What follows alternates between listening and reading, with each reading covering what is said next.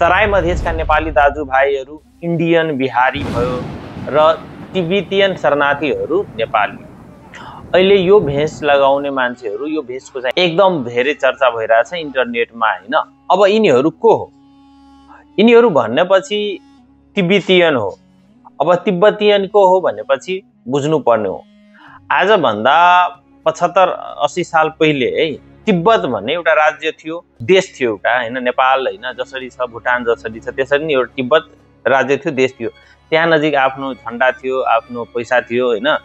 अनि जुन झण्डामा जुन ड्रागन छ नि यो तिब्बतको, यो भेषमा पनि त्यही ड्रागन हो।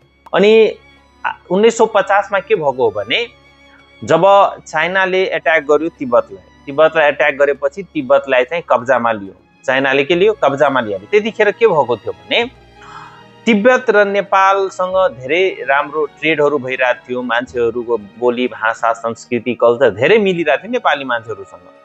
अनि त्यो चाइनाले जब कब्जा गर्यो 1950 तिर, त्यतिखेर धेरै जसो तिब्बतको मान्छेहरू नेपाल आएको थियो शरणार्थी। र अहिले पनि नेपालमा तिब्बतियन शरणार्थी भनेपछि मलाई लाग्छ 35-40 हजार होला। र यो जुन छ नि तिब्बतियन ओरिजिन ब्लड बनेर जुन आन्दोलनमा आएको उहाँहरू हुन सक्छ त्यो जुन शरणार्थीहरू आज भन्दा 70-80 वर्ष पहिला आएको थियो नेपाल, उहाँको नि छोराछोरी वंश होला हैन।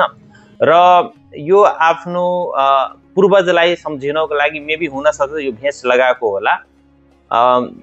यदि यिनीहरू जासुस हुन्थ्यो अथवा एजेन्ट हुन्थ्यो भने यसरी खुले आम चाहिँ देखाएर आउँथिएन मेबी हैन, मेरो अनुभव अनुसार हैन। सो मेबी यिनीहरू त्यो जासुस एजेन्ट नहोला हैन, किनकि यो जासुस एजेन्ट यो चुपचाप काम गर्छ आफ्नो, तर यिनीहरू लगाएको छ, भेष गरेछ।